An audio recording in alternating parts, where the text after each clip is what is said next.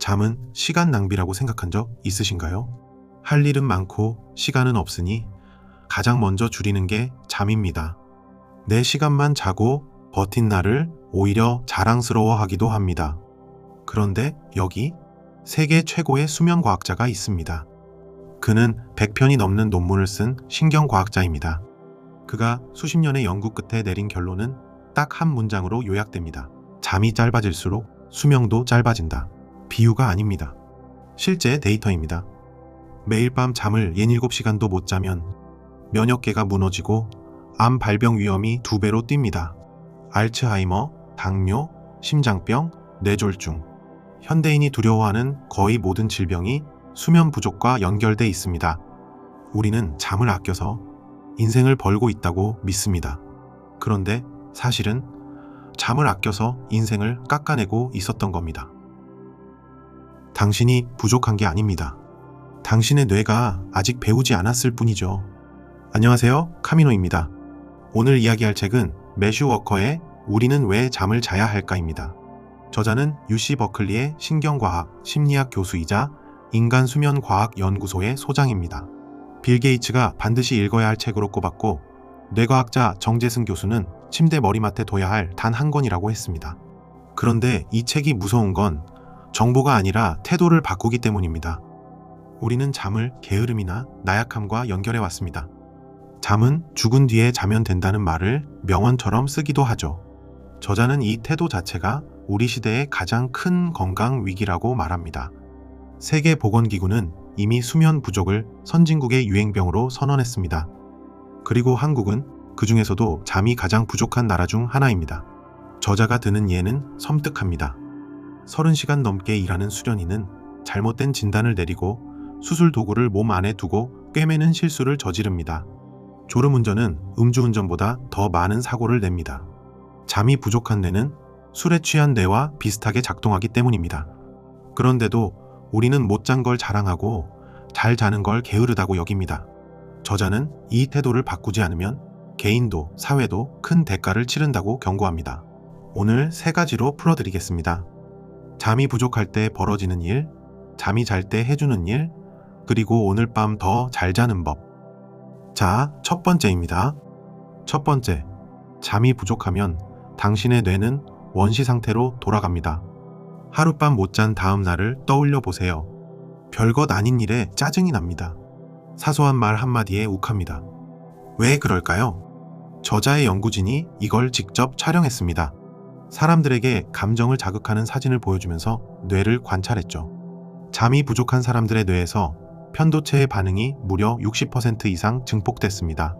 편도체는 분노와 공포, 싸우거나 도망치는 반응을 담당하는 원시적인 부위입니다. 반면 충분히 잔 사람들은 같은 사진을 봐도 편도체가 온건하게 반응했습니다. 차이는 하나였습니다. 잠을 잔 사람은 이성을 담당하는 전전두엽이 편도체를 붙잡고 조절해줬습니다. 그런데 잠이 부족하면 그 연결이 끊어집니다. 브레이크가 풀린 감정에 뇌만 남는 겁니다. 그래서 못 잔 날 유독 예민하고 충동적인 건 성격 문제가 아닙니다. 뇌가 통제를 잃은 상태인 겁니다. 몸에서도 똑같은 일이 벌어집니다. 잠이 부족하면 이상하게 자꾸 뭔가 먹고 싶어지죠. 특히 과자, 빵, 아이스크림 같은 것들이요. 이것도 연구로 확인됐습니다. 매일 밤 수면 시간이 몇 시간씩 줄면 단 것과 탄수화물, 짭짤한 간식에 대한 욕구가 30에서 40%나 증가합니다. 반면 고기나 생선, 채소 같은 건강한 음식의 욕구는 별로 늘지 않습니다. 즉, 잠이 부족하면 뇌가 정확히 살찌는 음식만 골라서 원하게 만듭니다. 다이어트가 자꾸 실패하는 이유가 어쩌면 식단이 아니라 수면에 있었는지도 모릅니다. 그리고 더 무서운 건 장기적인 대가입니다. 저자는 단호하게 말합니다. 잠을 6시간 이하로 자는 습관은 몸을 서서히 무너뜨립니다. 면역세포의 활동이 떨어져 암 위험이 올라가고 혈당 조절이 무너져 당뇨로 향하고 혈관이 딱딱해져 심장병과 뇌졸중으로 이어집니다. 심지어 알츠하이머병과도 깊이 연결돼 있습니다. 잠을 아끼는 습관은 눈에 안 보이는 빚처럼 몸에 쌓입니다. 저자는 이걸 수면 부채라고 부릅니다. 그리고 이 빚은 주말에 몰아 잔다고 다 갚아지지 않습니다. 여기서 최근 밝혀진 무서운 사실을 하나 더 말씀드리겠습니다.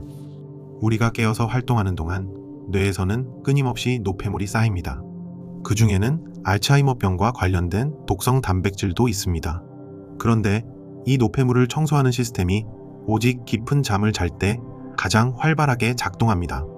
잠자는 동안 뇌를 씻어내는 청소부가 돌아다니는 셈이죠. 그래서 잠이 부족하면 이 청소가 제대로 되지 않습니다. 독성 물질이 뇌에 조금씩 쌓입니다. 저자가 수면 부족을 알츠하이머의 핵심 위험 요인으로 꼽는 이유가 바로 이겁니다. 젊을 때 줄인 잠이 수십 년 뒤 뇌의 청구서로 돌아올 수 있다는 겁니다. 잠은 매일 밤 뇌를 청소하는 시간이기도 합니다. 두 번째, 잠은 쉬는 게 아니라 뇌를 정비하는 시간입니다. 여기서 관점을 완전히 바꿔야 합니다. 우리는 잠을 뇌가 꺼지는 시간이라고 생각합니다. 그런데 정반대입니다. 잠자는 동안 뇌는 낮보다 더 바쁘게 일합니다. 우리 잠은 크게 두 종류가 번갈아 나타납니다. 비렘 수면과 렘 수면입니다. 이 둘은 완전히 다른 일을 합니다. 먼저 깊은 비렘 수면은 그날 배운 것을 저장하는 시간입니다. 낮 동안 뇌에 잠깐 저장된 기억을 밤사이 장기 저장고로 옮깁니다. 그래서 잠은 기억의 저장 버튼입니다. 유명한 실험이 있습니다.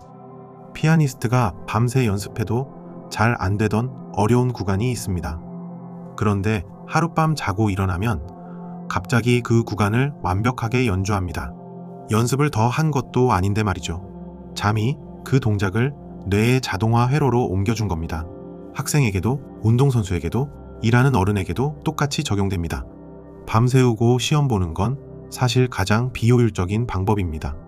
잠을 줄이면 애써 배운 것이 저장되지 못하고 새어나갑니다. 그리고 꿈을 꾸는 렘수면은 감정을 치료하는 시간입니다. 낮에 겪은 힘든 일, 속상했던 기억. 렘수면은 그 기억에서 날카로운 감정의 가시를 빼줍니다. 사건은 기억하되 그때의 고통은 무디게 만드는 겁니다. 그래서 오래된 아침이라는 말이 있죠. 자고 일어나면 어제의 괴로움이 한결 견딜만해지는 것. 그게 바로 렘수면이 밤사이 해준 일입니다. 잠을 못 자면 이 감정 정리가 안 됩니다. 그래서 잠을 설치면 우울과 불안이 더 심해지는 겁니다.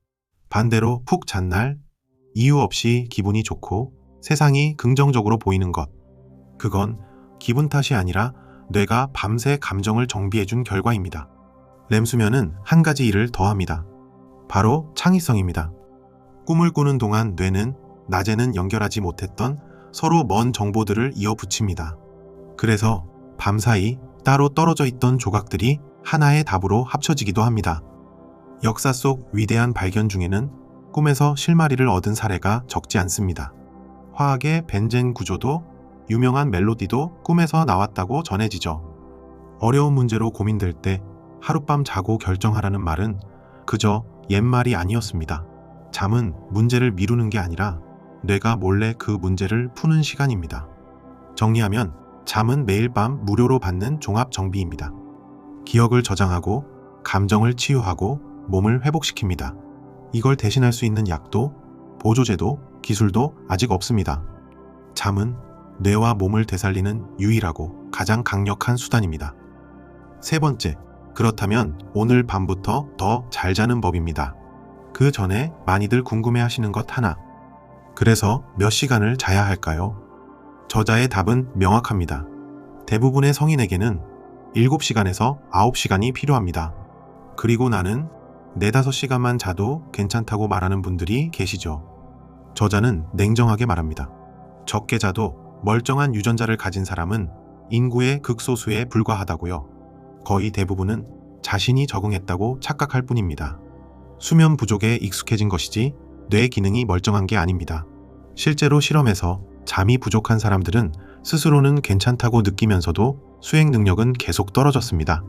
술에 취한 사람이 자기는 멀쩡하다고 우기는 것과 비슷합니다. 그러니 나는 예외라고 생각하기 전에 충분히 자본 뒤에 나와 비교해 보셔야 합니다. 좋은 소식은 수면은 훈련이 가능하다는 겁니다. 저자가 강조하는 원칙 몇 가지를 카미노님 언어로 정리해 드리겠습니다.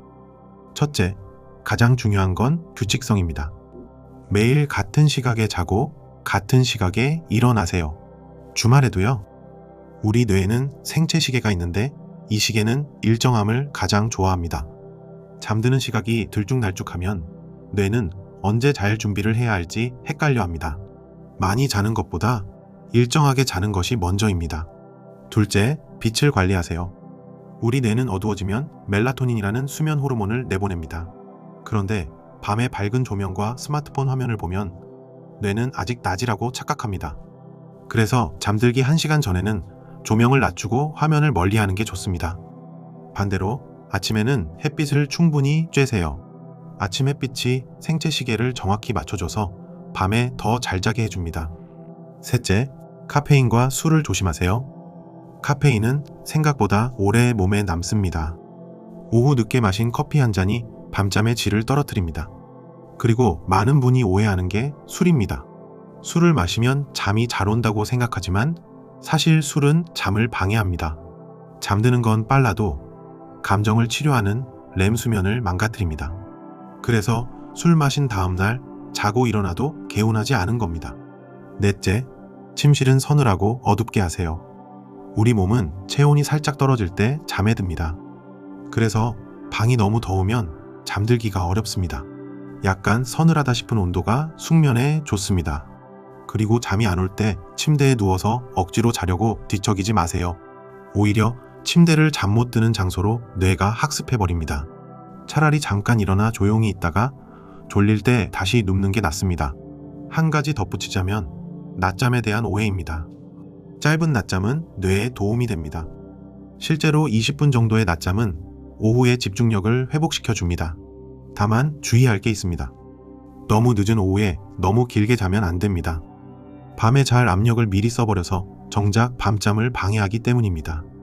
그래서 낮잠은 이른 오후에 30분을 넘기지 않는 게 좋습니다. 그리고 많은 분이 기대는 수면제, 저자는 분명히 경고합니다. 수면제로 든 잠은 자연스러운 잠과 뇌파가 다릅니다.